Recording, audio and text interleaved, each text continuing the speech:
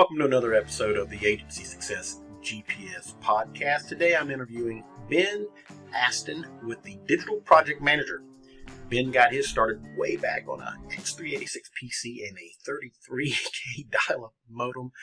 I'm old enough to remember the pain of that, and he said he launched his first terrible website, is the way he explained it, at the age of 14. But he's been hooked ever since. He is actually the founder of the largest and fastest growing communities for digital project managers on the planet. I have personally been following Ben for, about 2 or 3 years now. He is a Prince 2 practitioner, a certified Scrum Master, and with more than 15 years of delivering digital project managements and leadership. His wealth of knowledge when it comes to project management is second to none. We get into some pretty good, wonderful, in-depth questions. For example, what about when projects go over budgets? What are some of the drivers for profitability around projects? Tune in for this one. It's a great episode. And as always, nothing but the best. Thank you so much for tuning in to another episode of Agency Success GPS podcast. I am honored to have Ben Aston on today, and he is the CEO founder of a group you have probably heard of, the Digital Marketing Project Manager. Actually, Ben, did I say that right? Is that right? The digitalprojectmanager.com. And he's somebody I have been following and learning from for a period of time. Even reached out to him when I first started this business and tried to see if we could do some promo, but he was so busy. And I don't blame him, because I was slammed too, but I finally got him. He came back around, and so I got him on my podcast, and I'm excited to have him on here. So Ben, thank you so much for taking your time out of your day. How are you doing today? Yeah, good. Thanks for giving me a second chance, Lee, after ignoring you. Actually, I felt like you were giving me a second chance. So anyway, we'll both just be in gratitude today. So, well, Ben, take a little time. Tell them who you are. How did this whole digital project manager project get started? Give us a little background on who Ben is. Yeah. So, my background is definitely in the agency world. I, left university with big aspirations to start off in the advertising and marketing world. So that's where I began my career in ad agencies in London, in the UK.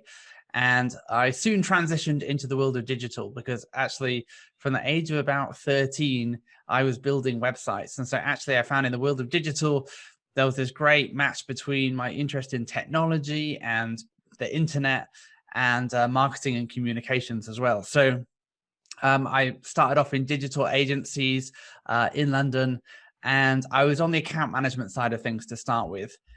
Which was great. I loved building brands, helping clients understand their briefs and deliver on the things that they wanted. But then I got an invite for a role as a producer. And I was told by the person who was recruiting me that, hey, this is kind of the same thing as account management.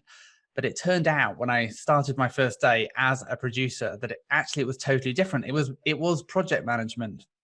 And so that kind of began my baptism of fire.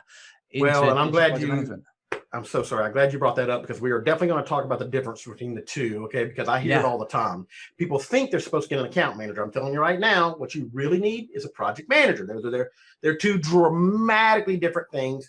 There's some gurus out there using the words account managers in the place of project managers. I think it maybe makes them feel good or sexy or something. I don't know quite what it is. But the reality is most agencies need a project manager, not an account manager, right? So actually, I tell you what, while we're here, go ahead and explain the difference. Let's explain the difference between what is a project manager and what is an account manager. Yeah. So, from my perspective, I think project management is all about delivery. It's about delivering value fundamentally and taking ownership of delivering value. So for the right amount of money, within the right amount of time, the right work has to be delivered. And as project managers, I see this as a strategic role. And the project manager is the guardian of delivering value, whereas the account manager is more about understanding the brand, developing the relationship with the client. They're more about developing that connection between the agency and the client, whereas the project manager is about delivery and delivering value. Yeah, and I would add to that, like project managers are the ones who are screwing in the bolts. I mean, they are overseeing, they're kind of like the general contractor, right? So they're the ones bringing all the people together and hammering in the nails, and they are physically delivering that project, just like you said, right? Account managers have a tendency to kind of sit over the top of a project manager, Mm. watching what on everything's going on. So they're paying attention. They have to. That's their job, but it's their job to communicate that in great detail to the clients. And most of the time, the account managers will have two or three or four project managers underneath them, because those account managers are managing 40, 50, 60 different accounts, right? Hence the name account manager, right? So the difference is account managers have a tendency to kind of be all about relationships and managing and optimizing the deliverable process, where the project managers are in charge of the deliverable process. So they work very much in tandem, very much hand right. They're working side by side with each other, but one is focused on KPIs, numbers, brand, relationships over here. The other one is actually, like you were saying, deliverables, right? Screwing in the screws, hammering in the nails, and things like that. So it's a fundamental difference, and they're two completely different things. I don't know why everybody seems to kind of marry the two now, but they are two completely separate, different things. That sound about right to you? Yeah, I think sometimes, I mean, I've done roles where I've been an account manager and a project manager. Oh So yeah, wearing both hats at the same time, which I think is possible. But I think when you're, when you're that general contractor, it can be hard to be strategic about looking ahead. Okay, what does that partner or does that client need in 6 to 12 months? And how can you adapt your team and pivot to set yourself up to get the next piece of work? So I think that relationship building at the same time of delivering is hard to do, but I have it done it in the is. past. It is very difficult, and we actually we attempted to turn our project managers into both account managers and project managers, Yeah. to where they're actually providing strategic guidance on that. And I have to admit, it blew up in our faces, because the type of personality you need to hyper focus on the details while you're delivering is a little bit different than what you need on the account manager. It really is, I hate to say it, a little more cheerleading kind of on the account manager side, right? Just making sure hoorah, everybody's happy kind of thing, right? There's a little bit more of that in the account manager role, where you can't really do hardly any of that in the project manager. It is black and white. It is, you paid for this, you did not pay for this, and there's a natural Yeah. points of conflict in the project management role, Yeah. whereas you need to remove those from the account management role, because it's obviously can damage the relationship. So you therefore segment those two. So Yeah, and I think all that's right, where the good cop, bad cop can be a good, helpful dynamic. Whereas, the definitely. account manager can play good cop and actually bring in the project manager to be the bad cop and say, Yep. "Oh, I'm really sorry." The account manager doesn't need to say themselves, "I'm really sorry, No. we can't do this. The budget doesn't allow for it." But the project manager can, because they're just the very, they know the details of the project Yep. itself. Third party deflection, one of your most powerful management tools in the world. But let somebody else come in and give them the bad news, and you kill them with kindness, and it'll be, the sticky rate goes through the roof. So okay, so we've got some questions that we prepared before this, and it's all about project management, and most importantly, profitability around your Mm. project management. Right. So I'm going to the first question. Is that okay with you? Yeah, go for it. All right. So what are some of the drivers for projects and agency profitability that you have seen out there when it comes strictly to kind of the project management side of the things, side of the fence? So, Yeah, well, do you know, I think actually I mean, you talk about strictly within the project management part of it, but I definitely see this as something that happens kind of further up the funnel before the project even kind of hits project management. And I think the profitability really starts with the new business process. And it's really important that the new business team are getting the right clients and selling in the right projects. Because I think often what's happening is the wrong projects are being sold in, the wrong clients are being acquired, and new business is being measured on, number of clients they're acquiring, or the size of the project, but not worrying so much about profitability. So I think firstly, the right clients and projects are important, and then the right engagement model as well. Again, this comes back to new business, but how we're actually engaging with our clients. And sometimes, just to make the sale, new business might say, "Hey, do you know what? We'll do this for 100 grand, even though it's a $300,000 project." On the face of it, it looks like a great project, right? You're making 100 grand, but if you're going to lose money delivering it, then it's not a good project at all. So I think the engagement model and the clients and the projects are super top of the funnel, really important things to get right when we're thinking about being profitable? Yeah, I say it all of the time.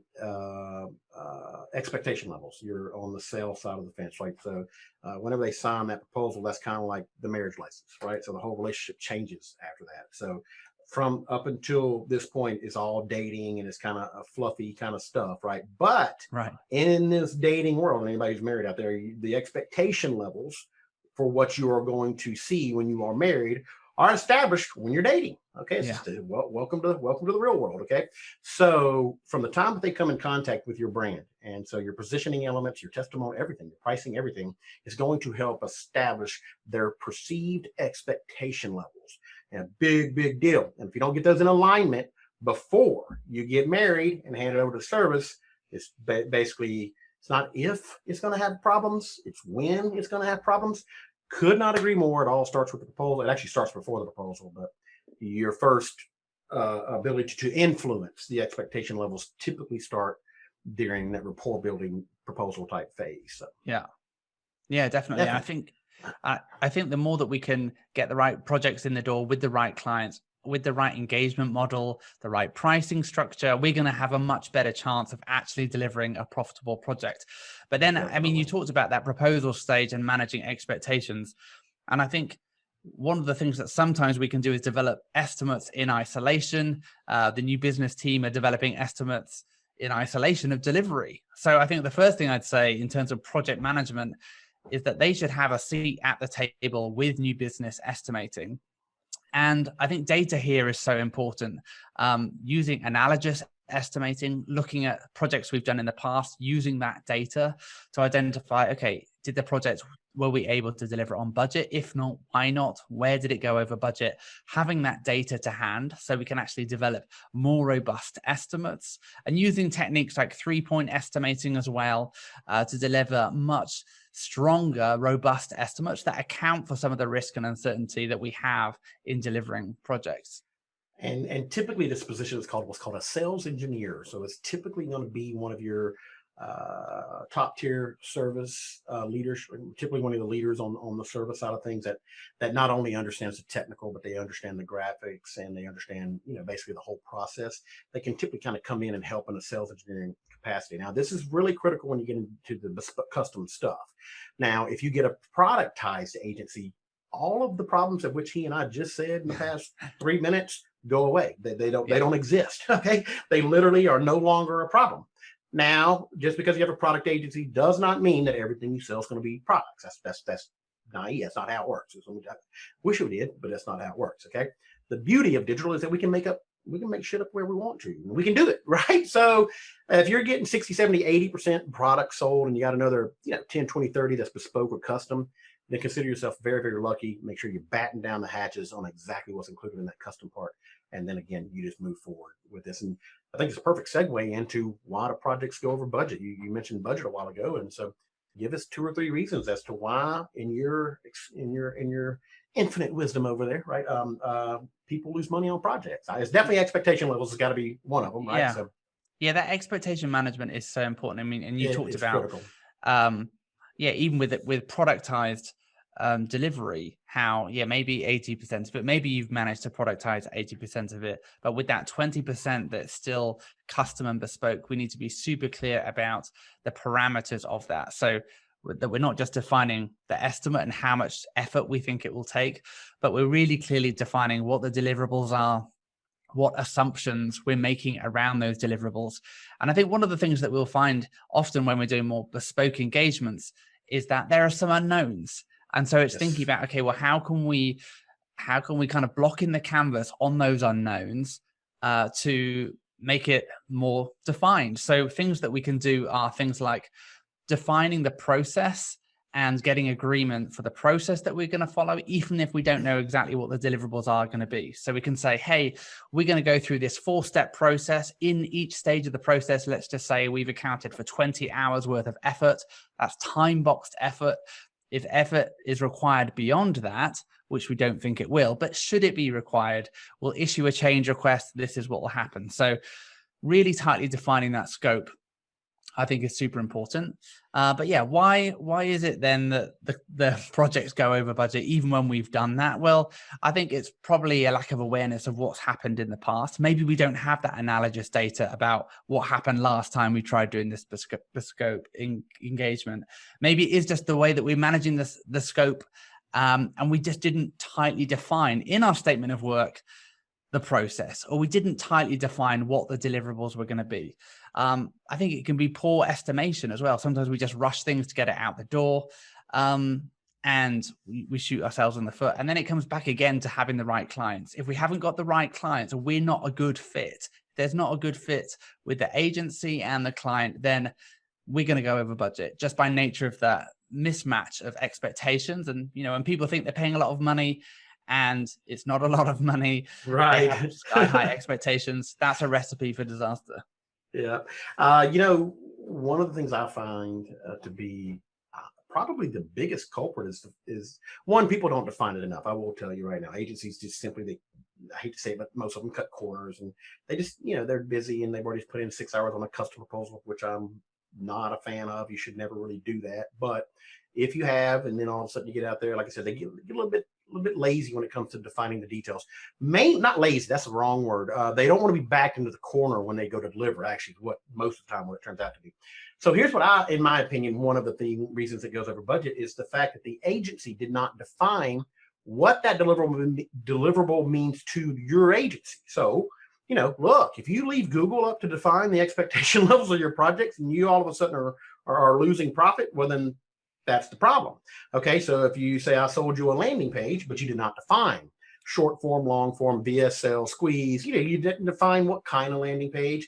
If it is copy based, meaning short form or long form, short form is, depending on who you ask, 1,000 words or less. Long form typically gets started around 2,500 words and above. What that just did is tripled the scope of your project, right? I mean, right. literally. So you have to define what long form copy means for your agency. My agency is 3,500 words, 18 images, whatever it might be, literally down to the granular level. But I also found another really, really cool thing, that whenever you're providing definitions of what you are providing, remember, do not go out to Google, copy and paste this crap into a proposal. You will lose, okay? I'm telling you, you're going to lose your ass on that. Define what it is for your secret sauce, for your agency. Then something magical happens. You put these definitions actually into the proposal, and they read the proposal, and they like those definitions. They then think that that's actually the industry standard for those definitions, because that's what humans do. We assume we know a lot more than we actually do. They will then go over to competitors and ask them about what is their long form landing page. And they're going to be like, what do you mean? I don't even know what long form landing page means, right? And so what you do is, by clearly defining it, what it means to your agency, your clients, your prospects will assume that that's what the industry is. They will then hold your competitors to those exact standards, therefore eliminating a huge chunk of your competitors simply by putting in a lot of details and defining exactly what you're delivering. So the better you can align those expectations and clearly define those details, the more profit you're going to be and the happier your clients will be. So what do you think? Yeah, definitely. Yeah. Okay, and we've got a third question here. Okay, so what do we do about it? How do we fix it? I mean, what are the levers? What levers can we pull out there to make sure that the perceived expectation levels on their side of the fence transfer to the real expectation levels when we actually are rolling up the sleeves and doing the work? So give us a few pointers on how we can hopefully try to mitigate or eliminate this. Yeah, so I think a lot of this starts with really solid briefing, and we talked about managing clients' expectations. I think that starts at the project brief level, when we're understanding from their perspective not only what the project is supposed to deliver in terms of the landing page, but understanding the why behind it as well. So if we can understand the rationale for the value that we're trying to create through the project, I think we stand a much better chance of being able to deliver on that value. And it can be that we're then able to pivot to the project as well. It might be that halfway through the project, we realize, or hopefully before halfway, a few days into the project, we realize that actually they don't need a landing page at all. What they need to do, they've got a problem with their shopping cart, or they need to, actually it's the post checkout engagement that they need to sort out, and that's going to deliver much greater value. So understanding the rationale for why they're trying to do something, I think, can be super powerful in creating a more sticky relationship, because we're delivering more value beyond just delivering the thing, but we're understanding, okay, what's going to make an impact to their business. So a really solid brief with a rationale behind it, so that we understand why we're doing this thing, understanding the key metrics that play into ascertaining whether or not those things are being delivered or not, I think is super key. So we start off on the right page. We're doing the right project. That's important. Very important. Once we're in that, I chuckle at that, but that happens a lot more. I mean, so much more probably any of us would ever like to admit, but it happens way too often. So yeah, we do the wrong project because that's what the client really asked for, when actually that might not be what they really need or the most impactful thing at all. But let's assume we're doing the right project. I think then we need to make sure that we're staying on track. And in order to stay on track, we need a really solid plan that illustrates how we get from A to B, B being the end point of our project where we're delivering value. We're at A, how are we going to get from A to B? We need to have that really clearly mapped out so that we can tell, so that we have milestones and checks and balances along the way that give us an indication whether or not we're on track or not. And that's from a time utilization perspective. That's in terms of budget used. That's in terms of client satisfaction. That's in terms of scope management. What are the deliverables? Has the client received or not? We need to be super clear about what the route is, what that mapped out plan is from A to B, and then track along the way so that we know very quickly when we're deviating. Because if we don't know when we're deviating, that's when scope creep happens. That's when internal gold plating happens. And that's when we start losing profitability. Amen. Amen. I don't have anything to add to that. That was brilliant. You know what I mean? That was spot on. So I use a little bit different language in my coaching process, but pretty much it's the same thing, just different language, okay, different vernacular than anything else. And so what we do is we got to have that pragmatic talk. When you get married and you sign that marriage license like that, again, the whole relationship is going to change for the better. A lot of people think it's for the worse, but it's actually better. You get more casual and like that. Point being is that you got to have a formal ownership transferal process. Okay. We call it a project kickoff meeting. And in that project kickoff meeting, we have what's called a scope document, and it formally transfers the ownership from sales to service. And then in that meeting, you're going through every single line item to ensure this is exactly what you paid for. This is exactly what's going to be delivered. And if you are not in alignment with what I'm saying right now, speak now or forever hold your peace, because this is what we're delivering. Period. This is what we think you paid for. If anything in this checklist, and it's typically 2 or 3 pages, it's pretty involved. If there's anything in here that you're like, I shouldn't be paying for that, or I thought this was in there, or whatever that might be, speak now, forever hold your peace. And what I always tell them is it's better to have a little bit of pain in that project scope meeting. Oh man, I'm so sorry. Our sales rep sold you something we can't deliver on. Okay. You lost an hour. Hey, no big deal. Losing an hour is okay. You get 6 months down the road on that project and you didn't catch that thing in that meeting. Now you've lost 10 grand. You've lost 6 months. I mean, it's a much bigger deal. So take a little bit of pain up front. Yes, it is a pain in the ass. I'm not even going to act like it's not.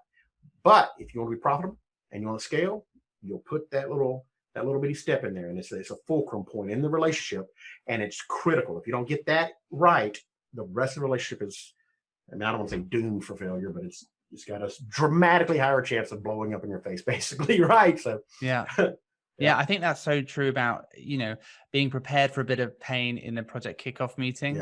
As you really wrestle through and discuss, okay, so when we said this, I just want to be really crystal clear that what we mean is we're delivering X, Y, and Z.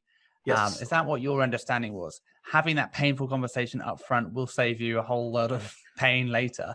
And also, I think once we're into the project itself, there's always that moment where the client turns around and says, "Oh, I thought we were getting X as well, or I thought you were going to do Y." And you have a choice in that moment. Do you accommodate them because you want to keep them sweet and you want to keep the relationship going well? Or do you choose to say, have that difficult conversation, have another painful moment and say, okay, let me clarify. Clearly, I didn't explain this very well last time. Let me just clarify what we meant. Of course, we can change this, but there's an impact on the cost. There's an impact on the schedule. Do you want to make that change or not? So be accommodating in changing the scope, but not in accepting their demands as you go along. Definitely. And what I call it my Pavlov document. It's a change order document. And so just to caution everyone out there that if they say, hey, I thought this was included, and you say, oh, it was, and even though it wasn't, you agree and you just go forward with it. What you just did at that moment is you trained your child to be a spoiled, rotten little toddler that's going to go ask for candy all day, every day, because you didn't tell them not to the first time. Okay. If you've got kids out there, you know what I'm talking about. If you don't, you ever have kids, you will know what I'm talking about. So point being is what you just did is you trained your client to actually think that the perceptions they have about the digital industry is accurate. And that perception is, oh, it's all easy. These guys are ripping me off. Just click the button. You just confirm that to them, and it's not going to get any better. I'll promise you that. It's not going to get any better. But if you hold your ground and you say, hey, listen, this falls outside of scope. It's only going to take another hour or two. Fill out the change order and tell them, hey, you know what? It's only an hour or two. Don't worry about it. We'll do it. Approved by management. Sign right here. So when they sign that change order, even though it's not going to cost them another dime, they see that 1 to 2 hours has now pushed the project out. If there are ramifications, there's still ramifications. Might not be monetary, but they see the ramifications of the delays and whatever it might be. But they also see that you comp them $200 because you physically put on there. It's 2 hours. We charge $100 an hour. We just gave you $200 worth of work. So now you have good deed, go moral compass marketing in the bank for in case something does go wrong. And most importantly, is you train them to think the next time they're like, hey, I thought we were getting this, they're going to be thinking like, does that cost that? I better ask, not tell. They'll ask like a good little boy or girl.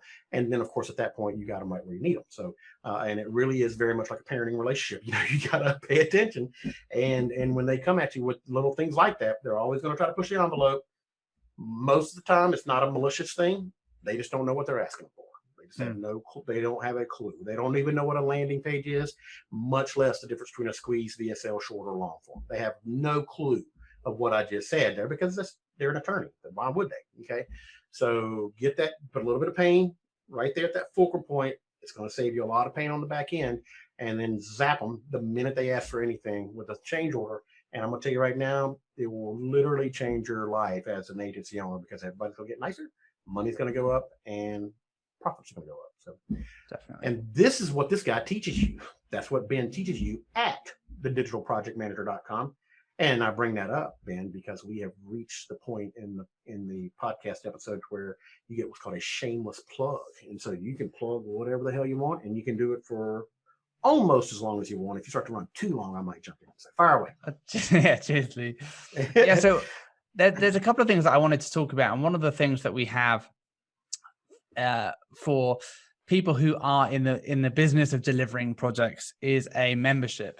And the membership is really about connecting people who deliver projects in a digital world and helping them become more confident, helping them become more skilled, and helping them get connected and really have those conversations around project delivery. Maybe it's some tricky thing that you're having with resourcing or an issue you're having. So come and check out our membership on the digitalprojectmanager.com/membership. And if you know that you're in need, or maybe someone in your team is in need of some project lifecycle training, so really understanding how to get from A to B on the project, check out our DPM school, which is all about taking people through that project management journey of delivering a project. We teach people about initiating projects, planning them, managing and controlling projects, which we talked about a bit today. And we talk about how we create that map, how we create the route from A to B and get people to the end of the project as profitably and with as little pain as possible. And then we talk about project leadership as well, how we lead ourselves, how we lead our teams in such a way that we can get the best value for our clients and really encourage those sticky relationships. So yeah, check out the digitalprojectmanager.com and you can find out all about that good stuff. Great. So memberships, DPM school, all that stuff is at the digitalprojectmanager.com, right? Yeah. All right, great. And it seems like you had to kill a group or something. Don't you have like a group or something? Like you have a group or something. Maybe I'm missing it. Yeah, so our maybe you're thinking about our membership. So yeah, our membership is the group. So it's for people who deliver projects. Maybe you're called the digital project manager, maybe you're not. But if you're involved in project delivery, on the boots on the ground, it's a great resource for people who are wanting to get confident, connected, and skilled in that. And just for, let's say hypothetically, you're one of my students out there and you're asking yourself, Lee, is this different than what you coach on and what you teach on? This is what I would call a continuation of what I coach and teach on. We actually spent some time going through this. I want to make sure we didn't have a whole lot of overlap. And so mine is like a service framework. I'm going to give you the phase sign-offs, the legal agreements, the change orders, and actually you might have some of that in his as well. But he takes it one step further to where you're really getting into the time track. I mean, the nitty gritty details, right? And so from what I could tell, I self-confessed, I have not gone through the entire course. I did peruse it, take a look at it, and he'll attest. I had to get in there and take a look at it. I would not do this until I did, right? So, but he really kind of gets into, like I said, it's much more detail from where mine kind of stops. It seems to be the perfect combination there is what I'm trying to say. So, all right, Ben. Thank you so much, man. I know you're super busy out there on the West Coast, and just kind of, hopefully staying safe out there. So, any parting thoughts you'd like to leave my audience with? Yeah, well, just thanks for having me, Lee. It's been great coming on the pod, talking about profitability, and I really hope together we can help agency owners and leaders become more profitable in the way that they plan, sell, and deliver their projects. Well, if anybody who's been following me, if it does not make their lives easier, then we will not be doing it here. And I know that you do help make their lives easier. So thank you so much. Lee Goff signing off on Agency Success GPS Pod. Hello, everyone. I hope you enjoyed this episode. And of course, let's get you over to the next episode. If you have not already, make sure to subscribe to my podcast. And if you are not following us on YouTube or in our private Facebook group, make sure to get over there and check those out as well. And of course, we're also always available at marketingagencycoach.com. Look forward to seeing you at all those channels, and I hope you're having a wonderful day.